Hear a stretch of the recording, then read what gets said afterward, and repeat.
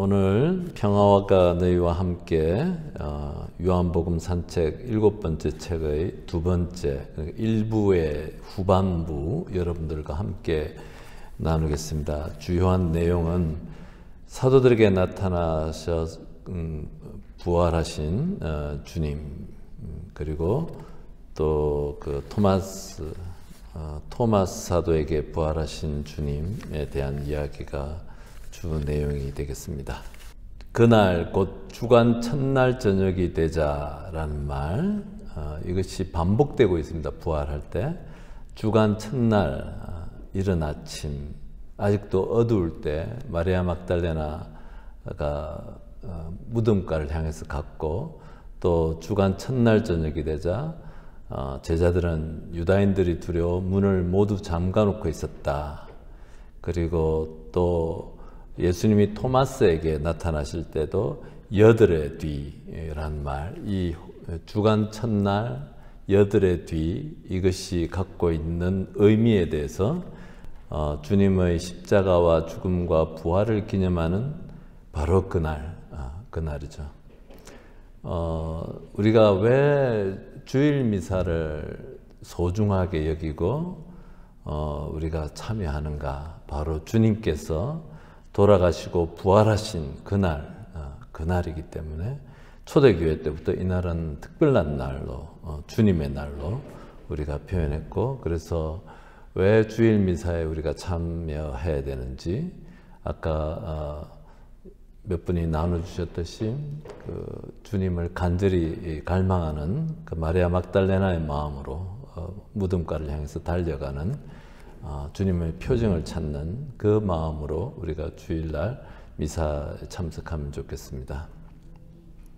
이런 얘기들을 좀 우리 주일 교우들한테 좀 나눠주면 좋을 것 같아요. 왜 주일이 왜 중요한지 잘 의미 모르는 우리 교우들도 많을 거라고 생각이 들거든요. 그래서 바로 이 초대교회에서는 너무나 중요한 날, 안식일 날을 주간 첫날로 바꿨잖아요. 이것은 초대교회의 신자들이 바로 다 그거였잖아요. 유대인들에게는 굉장히 중요한 변화인데 그만큼 중요했기 때문에 바꿔버린 것이죠. 그러니까 자기네들의 어떤 삶 전체의 방향을 바꾼 그 사건이라고 이렇게도 볼 수가 있을 것 같습니다.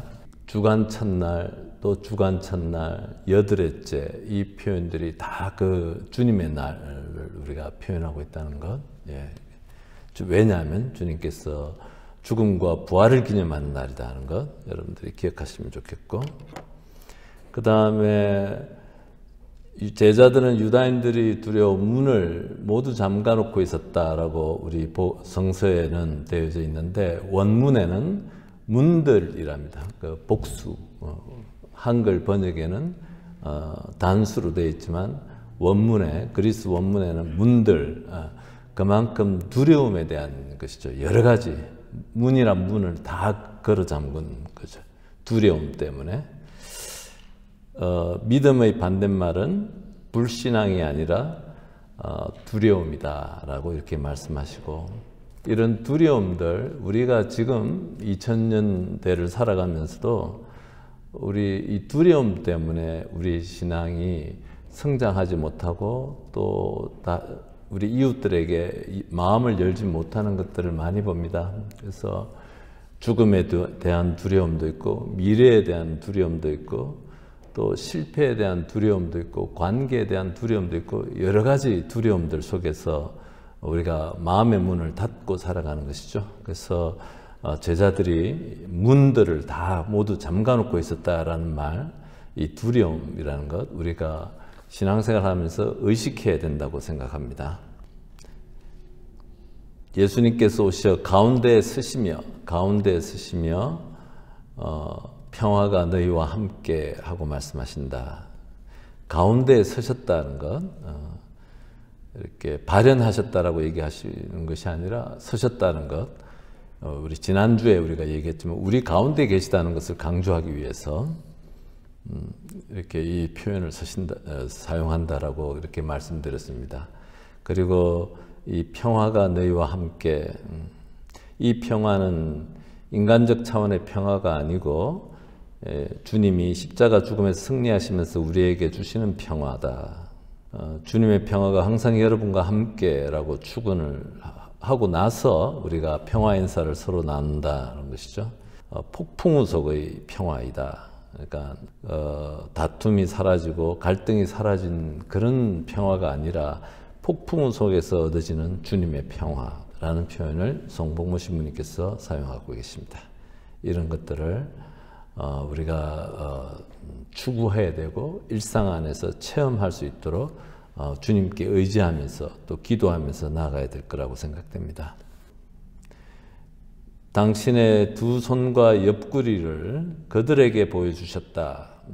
주님께서 십자가에서 받으신 그 상처들은 중요한 메시지를 이렇게 담고 있는데 주님의 상처를 이렇게 보여주시고 또 만지게 해주시고 손가락을 넣어보게 하시는 이런 부활하신 예수님의 그 이야기들 안에서 우리가 주의해야 될 것은 십자가에 못 박히셨던 예수님이 바로 부활하신 그 예수님이심을 가르쳐준다.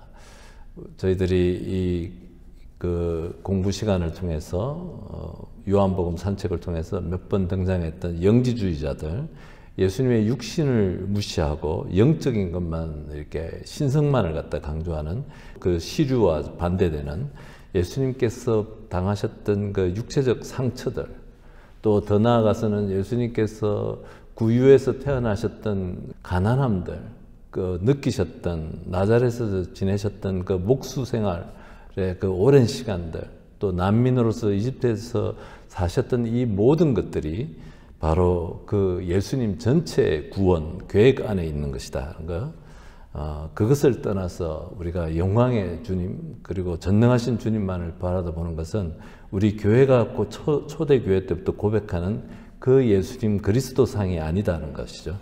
그래서 십자가에 못 박히셨던 바로 그분이 부활하신 그 예수님을 그 상처라는 것을 통해서 우리에게 다시 확인해 준 것이고, 그분의 그 상처, 육신의 고통과 육신으로서 겪으셨던 이 모든 것들이 우리에게는 아주 훌륭한 그 구원의 재료가 된다는 것이죠. 복음 선포의 핵심 내용이 십자가 죽음과 부활임을, 늘 부활만 따로 떼놓고 생각할 수 없다는 것이죠. 상처라는 것은 죽음과 같이 이렇게 연결되어져 있는 것인데, 죽음과 부활 그리고 승천은 저희들의 신학 배울 때 저희 그 교수 신부님 중에 한 분은 이건 하나의 사건을 갖다 우리가 이해하기 편리하기 위해서 구분해서 쓸 뿐이지 하나의 사건이다라고까지 얘기하시는 것을 기억을 하고 있습니다. 그래서 상처라는 것 안에는 십자가의 죽음과 영광스러운 부활이 같이 있는데, 우리가 이 신비를 상처, 예수님께서 당하셨던 그 상처를 통해서 우리가 깨달아가기를 우리를 초대하는 것이죠. 그리고 상처는 갈라졌던 관계나 공동체를 하나로 이어주는 역할을 한다라고 이렇게 얘기하시면서 송신부님께서 야곱과 에사오 형제들 구약 성서의 이야기를 하시는데, 그 다리를 절고 있는 동생, 자기한테 사기치고 장자권을 뺏어갔던 동생 야곱에 대한 연민으로 에사오가 달려나와서 부둥켜 안고 우는 그 장면을 얘기하시면서 야곱이 살아왔던 그 삶의 그 상처들까지 보듬어주는 그 어떤 연민의 재료로서 우리가 공동체 안에서 어떤 그 상처들, 이런 것들이 분열의 그 재료가 아니라 서로를 보듬어주는 연민을, 사랑을 일으키는 재료로서 이렇게 다가가야 된다는 거죠. 예수님의 상처가 그렇게 그 역할을 하고 있다는 것, 아주 저는 이 부분을 중요하게 봤어요. 그리고 네 번째는 또 예수님이 당신의 상처를 드러내 보이심으로써 두려움에 떨던 제자들을 돌보셨다. 옛날에 헨리 나우엔 신부님의 유명한 책, 그 상처 입은 치유자라는 그 책이 한국어로도 번역되어 있는데, 예수님의 그 상처를 통해서 그 상처 속에 모든 상처 입은 사람들을 다 초대하는 것이죠. 그분의 십자가 안에 모든 사람들, 억울하고 비참하고 버림받고 하소연할 데 없는 사람들을 다 받아들이듯이 그 예수님께서 그 상처 안에서 사람들을 이렇게 치유하시고 받아들이시는, 포용하시고 그리고 사랑을 나누시는 것들, 우리가 예수님의 상처 안에서 우리가 기억해야 됩니다. 그래서 영지주의자들이 예수님의 그 육신, 상처, 순환, 죽음, 이것을 부정한다는 것은 우리 그리스도교 갖고 있는 이 신앙의 핵심을 부정하는 것이기 때문에 우리가 받아들일 수가 없었던 것이죠. 그래서 초대교회 때 많은 분들이 신앙을 옹호하기 위해서 그것들을 이단으로 이렇게 처단했다고 이렇게 보여집니다. 예수님께서 제자들에게 나타나셨을 때 두 번 평화가 너희와 함께라고 하시는 것이죠. 한 번은 위로의 평화 인사시고 두 번째 평화가 너희와 함께라고 이렇게 얘기하시는 것은 이것은 이제 파견하시는 것이죠. 평화, 이 세상에 나가서 복음을 선포해야 하는 것에 대해서 얘기하십니다. 실제로는 그 복음을 자세히 보면 또 토마스 사도에게 나타나셨을 때 평화가 너희와 함께해서 실제로는 3번이 등장이 돼요. 그래서 이 평화라는 말 굉장히 중요한 말입니다. 그리고 주님께서 주시는 평화는 이 폭풍 속의 평화 안에, 폭풍 안에서 마음이 아무 긴장도 없고 뭐 어떤 갈등이 없는 그런 편안함이 아니라 폭풍 안에서 주님께서 가지셨던 그 평화를 우리가 주님을 따르면서 우리가 체험할 수 있다면 우리에게 그것이 우리를 구원으로 이끄는 아주 중요한 그 발자국이 될 거라고 생각됩니다. 이유 없이 오해받고 또 공격당하고 또 혼자 외롭다고 느낄 때조차도 주님께서 주시는 평화. 주님은 십자가의 길 안에서 굉장히 외로우셨죠. 아무도 같이 할 수 없었던 그 길. 그렇지만 그걸 통해서 우리에게 평화를 주시는 분이시다. 그러면서 그들에게 숨을 불어 넣으시면서 말씀하셨는데 성령을 받아라 라고 말씀하십니다. 제자들이 수행할 사명은 자기 힘이나 능력으로, 지식으로, 경험으로 하는 것이 아니고 진리의 성령이 주시는 힘과 능력으로 이렇게 이루어진다는 것이죠. 그래서 창세기에 하나님의 창조 행위를 가리키는 그 숨을 불어넣는 것과 연결되어져 있습니다.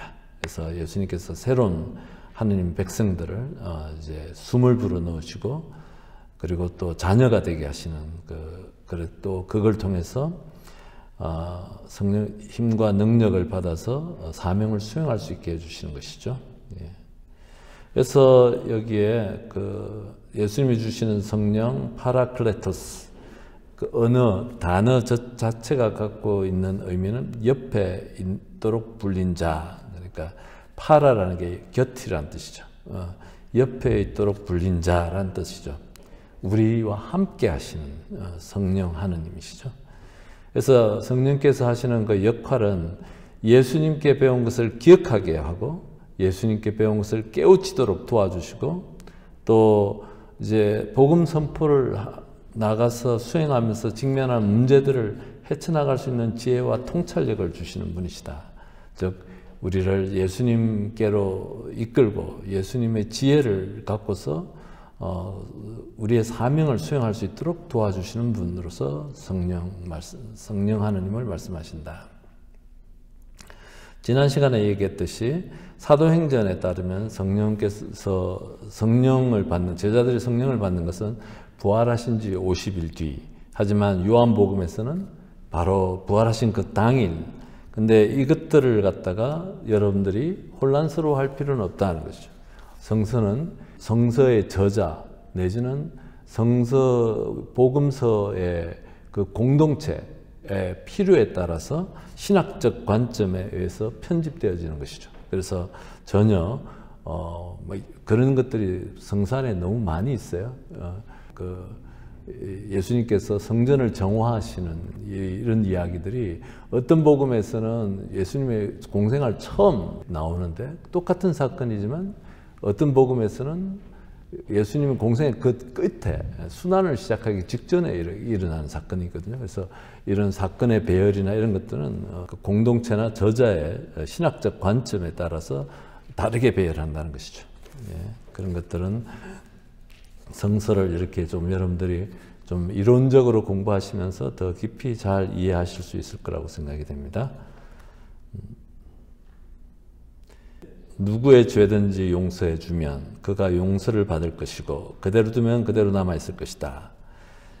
바로 이 부분이 이제 우리가 가톨릭 교회의 고백성사, 화해성사의 근거가 되는 말씀이신 것이죠. 12사도들의 직계 제자들이 주교님들이시잖아요. 그 안수를 통해서. 그리고 사제들은 그 주교님들의 또 협력자로서 이렇게 있는 것이죠. 죄를 용서해 주는, 죄를 용서해 준다는 것은, 죄라는 것은 송시모님 얘기는 죄의 속성상 우리가 하느님으로부터 단절되는 것을 연결해 주는 역할. 예, 그 역할이 이제 죄를 용서해 준다라고 이렇게 얘기하는 것이죠. 하느님 아버지와 자녀들의 관계를 이어주는 역할. 일상 안에서 살아가면서 무질서한 애착들, 우리가 일상 안에서 경험하는 여러 가지 무질서한 애착들, 또 뭐 돈과 명예와 권력과 또 욕망과 이런 것들을 통해서 관계가, 하느님과의 관계가 이렇게 단절되는데 그 관계를 회복하고 이어주는 역할로서 죄를 용서해 준다라는 그 의미를 우리가 받아들이면 되겠습니다. 토마스 사도에게 나타난 부활하신 주님 얘기를 좀 하고 싶습니다. 토마스 사도는 여러 가지 토마스 사도에 대한 그런 견해가 있어요. 뭐 불신앙의 사도 뭐 이렇게 하는데 저는 별로 그렇게 동의하지 않습니다. 그렇게 느껴지지가 않아서 그렇습니다. 뭐 해석이 각 다 다르게 있겠죠. 근데 토마스 사도는 만장일치로 그 단어를 쓰는데, 이 만장일치로 토마스 사도는 요한복음서에서는 예수님을 직접 보지 못한 공동체 신자들을 위한 사도이다 이런 것이죠. 잘 연결이 안 되시잖아요, 그죠? 예수님을 직접 만나지 못한 제자들이 점점 늘어났잖아요, 그죠? 계속 늘어나고, 요한복음은 1세기 후반에 쓰여진 책이니까 당연히 그때는 벌써 머조리티가 이제 예수님을 직접 보지 못한 사람들이었겠죠. 그래서 그 사람들을 위한 배경 인물인 것이죠. 사도로서 등장이 된다는 것이죠. 그것이 이제 성서학자들이 만장일치로 얘기한다. 그래서 그 안에는 우리도 포함되어진다는 것이죠. 보지 않고도 믿는 사람은 행복하다라는 그 예수님의 말씀을 우리 요한복음에서 반복해서 얘기하고 있는, 그게 다 우리 같은 사람들, 예수님을 직접 눈으로 보지 못한 사람들, 그럼에도 불구하고 부활하신 예수님을 체험하고 만나고 갈망하고 그리고 그 상처를 체험하면서 나오는 그 최고 수준의 높은 신앙 고백, 저의 주님, 저의 하느님이라는 그 토마스 사도, 그러니까 주님을 직접 보지 못한 제자라 하더라도 주님의 상처 안에서 부활하신 예수님을 체험할 수 있고 또 그런 최고 수준의 저의 주님, 저의 하느님이라는 고백을 할 수 있는 것을 보여주는 사도로서 그분의 역할이 요한복음에서 설정이 되어져 있다라고 이렇게 됩니다. 결코 믿지 않겠다 이런 말씀하죠. 나는 그분의 손에 있는 못자국을 직접 보고 그 못자국에 내 손가락을 넣어보고 또 그분 옆구리에 내 손을 넣어보지 않고는 결코 믿지 못하겠다라고 이렇게 얘기하신 거죠. 결코라는 말은, 이 결코라는 말 안에 불신의 표현이 아니라 사실은 믿고 싶고 체험하고 싶은 간절함의 표현이다라고 이렇게 표현하십니다. 굉장히 공감되고 감동스러운 그 단어입니다. 결코라는 단어 안에 토마스 사도가 갖고 있었던 간절함 표현되는 것이고, 그리고 토마스는 주님을 보지 못한 모든 신자들을 대변할 뿐만 아니라 의심했지만 결국에는 확고한 신앙을 갖게 된 이들을 또한 대표한다. 그러니까 사실은 그 의심하는 것은 신앙의 또 다른 아주 좋은 측면이거든요. 질문을 해야죠. 그죠? 질문하지 않고 오히려 문제가 뭐냐면 맹신하는 것이죠. 그 오히려 더 큰 문제가 있고, 나중에 맹신은 나중에 아무것도 믿는 것이 무엇인지 모르는 그런 것이 되어버릴 수가 있거든요. 근데 이렇게 그 의심하는, 하지만 더 높은 차원의 신앙으로 나아가는 모든 이들을 대표하는 토마스 사도 얘기를 한다는 것이죠. 부활에 관해서 의심하는 그 여러분들의 의견들이 이렇게 책 안에 이렇게 나와 있습니다. 그래서 여러분들이 책을 참고해서 이렇게 보시면 되고, 우리가 팡세를 쓰신 파스칼이라는 분은 은밀한 부활이라는 말을 사용을 하셨다고 하네요. 은밀한 부활. 예수님의 부활은 모든 사람이 눈으로 보고 확인할 수 있는 공적 사건처럼 일어나지 않았다. 이 말들을 여러분들께서 어떻게 받아들이실지 모르겠어요. 예수님의 십자가 죽음은 모든 사람이 눈으로 보고 확인할 수 있는 공적 사건으로 일어났죠. 그죠? 의심하지 않으시죠? 근데 예수님의 부활 사건은 모든 사람이 눈으로 보고 확인할 수 있는 공적 사건으로 일어나지는 않았다는 거죠. 예수님의 제자들이 그 사적인 체험들 안에서, 삶 안에서 이렇게 일어나는 것이죠. 이렇게 파스칼 얘기를 하고 있는 겁니다. 어둠의 심연 속에 첫 창조가 이루어졌듯이 예수님의 부활도 그렇게 은밀하고 신비롭게 이루어졌다. 이렇게 파스칼이라는 분이 이렇게 예수님 부활과 관련해서 얘기를 하십니다. 요 말씀들을 이제 곱씹고 여러분들이 이해하시고 또 받아들이시고 하면 좋을 것 같아요. 예. 그러면서 이렇게 얘기합니다. 부활하신 예수님께서는 단 2번 외에는 모두 당신을 따르는 제자들에게만 나타나셨다. 그 두 경우가 어떤 경우냐면, 주님의 형제라고 불리는 야고보, 사도 야고보가 아니라 주님의 형제라고 불리는 야고보와 그리스도인들을 붙잡으려고 혈안이 되었던 바오로였다라는 거죠. 근데 이 두 사람 모두 부활하신 주님을 만난 다음 주님 부활을 믿게 되었고 그분의 충성된 제자가 되었다는 것이죠.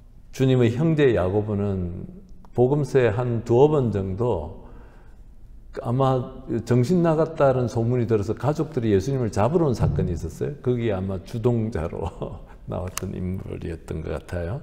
그런 사람들에게 부활하신 예수님이 발현하셨고 또 체험을 그들이 하고 삶이 변화되었다는 것이죠. 그리고 아까 말씀드렸듯이 8의 뒤에 제자들이 다시 집안에 모여 있었는데 토마스도 그들과 함께 있었다. 8이라는 말은 주간 첫날의 또 다른 표현이다라는 것 여러분들 기억하시고, 그것이 주일날이고 주님께서 죽음에서 부활하신 날이고, 그리고 우리 모든 그리스도인은 안식일에서 그 주간 첫날, 즉 주일을 갖다가 지내는 사람들로 이렇게 바뀌는 것이죠. 그래서 우리가 주일 미사가 중요하고 주님과 함께하는 시간이기도 합니다. 아까 말씀드렸지, 토마스가 저의 주님, 저의 하느님이라고 고백을 했는데, 이것은 신약 성서 안에 있는 최상의 고백, 제일 높은 단계의 그 고백이다. 아무도 예수님을 하느님으로 고백하지 않았다. 근데 토마스가 주님을 직접 눈으로 보지 못한 그 토마스가 또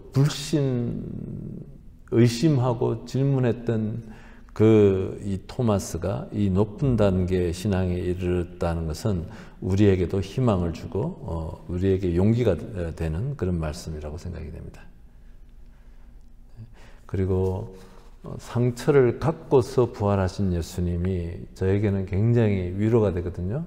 그러니까 부활하시고 난 다음에 상처가 싹 없어져서 새롭게 완전히 새로운 인물로 되시는 게 아니라 부활하신 주님께서 상처를 갖고서 부활하셨다.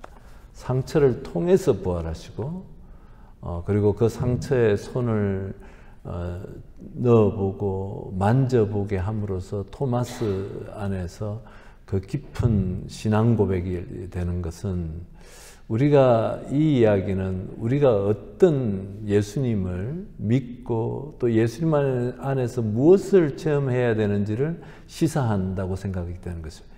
예수님의 그 희생과 상처 안에 있는 사랑을 체험함으로써 우리가 이런 고백, 정말 마음에서 나오는 그 신앙 고백을 할 수 있다고 생각이 됩니다.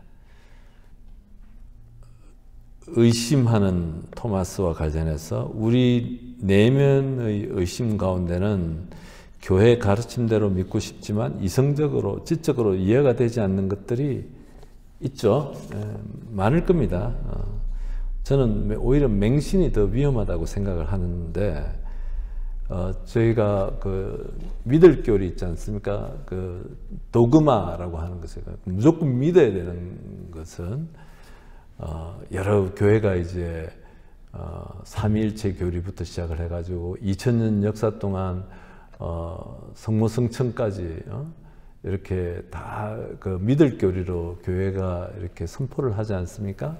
그것이 내가 잘 믿어지지가 않고 그 다음에 의문이 들고 하는 거 not bad입니다. 거기까지는 의문이 들고 믿어지지가 않는 것은 괜찮아요. 아니 교회가 뭔데 내 안에 일어나는 내 양심의 문제까지 그거 할 수 없죠. 그렇지만 우리가 믿을 교리라는 것이 무슨 뜻이냐면 그럼에도 불구하고 교회가 주장하는 것을 이해하려고 받아들이려고 노력하는 것, 그것이 믿을 교리에 대한 우리의 그 태도인 것이고 교회가 그것을 요구하는 것이죠. 왜 교회가 이 얘기를 하는지, 그 성모성천에 대해서 이렇게 얘기를 하는데 난 그거 믿지도 무슨 소리지, 황당한 얘기가 아니고 교회가 왜 그것을 발표했는지에 대해서 좀 관련되는 그 배경과 신학적인 것들을 읽어보고 이해하려고 노력하는 것까지 포함하는 것이죠. 그래서 아무 노력하지 않고 복음도 마찬가지죠. 복음서에 나오는 예수님께서 5,000명에 대한 4,000명 오병이어 7병이어 이런 그것들을 가지고 무슨 그것에 대해서 알려고 하지 않고 마음의 문을 탁 닫아놓고 나 그거 못 믿어. 이거는 믿는 이들의 태도가 아니죠. 우리가 그것이 무슨 내용인지 여러 사람들이 정말 2000년 동안 무수히 많은 분들이 그 감동을 받고 영감을 주고 삶을 변화시켰던 것들인데 그것에 대해서는 알려고 노력은 조금도 안 하고 마음의 문을 탁 닫는 것은 그것은 우리 신자되는 그 기본적인 태도와 어긋나는 것이죠. 그래서 믿을 교리라는 것은 무조건 맹신하라는 게 아니라 알려고도 노력하는 것. 비록 내가 잘 이해되지 않는다 하더라도 그걸 통해서 더 높은 차원의 신앙으로 가게 된다는 것입니다. 네, 그래서 여러분들이 토마스 사도와 관련해서는 예수님을 눈으로 보지 못한 모든 사람들, 우리 같은 사람까지 대변하고 또 교회 안에서 있는 여러 가지 참 쉽게 믿지 못할 만한 이해가 안 되는 것들을 의심하고 질문하는 모든 사람들을 대변해서 이 토마스 사도의 역할이 있다는 것 기억하시면 되겠습니다. 그리고 요한복음서를 쓴 목적, 20장에 이렇게 있는데 그 30절, 31절이죠. 요한복음이 21장까지 있어요. 근데 이것도 성서학자들 만장일치 가까이 얘기가 원래 요한복음은 20장까지밖에 없는데 21장은 나중에 후대 그것이 이제 좀 누가 좀 보충한 것이죠. 그래서 일단 20장이 마지막입니다. 근데 거기에 요한복음서를 쓴 목적 있는 거, 네. 두 가지 목적이죠.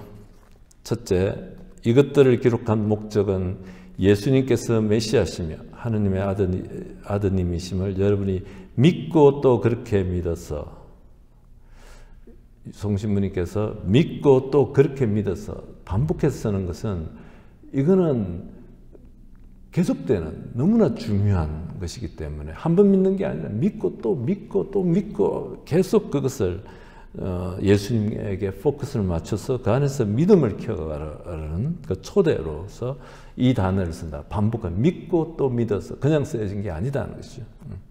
두 번째는 그분의 이름으로 생명을 얻게 하려는 것이다. 그러니까 영원한 생명 36번 나오는데 요한복음에서 모두 반은 생명, 반은 영원한 생명 같이 쓰이는 것이죠. 이 말들을 그리고 하느님 나라라는 단어가 공관복음에서 사용되어졌다면 요한복음에서는 생명 또는 영원한 생명 이렇게 그거와 연결되는 단어다. 그가 같은 의미로 사용된다는 것이죠. 여러분들이 그런 거 기억하시면 다 우리가 공부했던 것들입니다. 예, 신앙의 성장, 믿고 또 그렇게 믿어서 그래서 사마리아 여인이 예수님에 대한 그 호칭이 바뀌었다. 유다인, 당신은 유다인이면서 선생님, 주님으로 바뀌고 예언자와 그리스도로 바뀌고 세상의 구원자로 예수님에 대한 고백이 점점 더 심화되어져 가는 사마리아 여인의 이야기를 요한복음 4장에서 우리가 들었고 또 태생소경 그분도 예수라는 분에서 예언자 하느님께서 오신 분 주님으로 변화되는 믿음의 성장, 믿음이 심화되는 것을 보여주는 것이죠.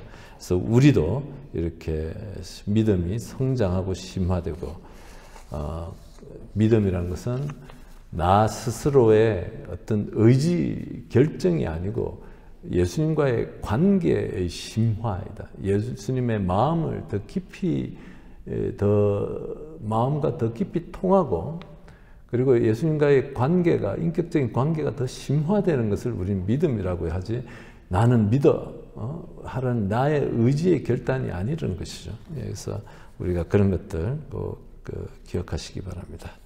좋습니다. 송신부님 책이 아주 쉽지만 또 심오해요. 그래서 이분이 갖고 있는 아주 굉장히 좋은 장점이라고 생각해요. 영적이고 영성적이고 그래서 지적인 것만이 아니라 지적인 것 플러스 영적인 게 있어가지고 우리에게 많은 감동을 주고 그래서 참 좋았다고 생각이 됩니다. 네, 다음 주에 마무리하도록 하겠습니다. 영광송으로 마치시겠습니다. 영광이 성부와 성자와 성령께 성부와 성자와 성령의 이름으로 아멘.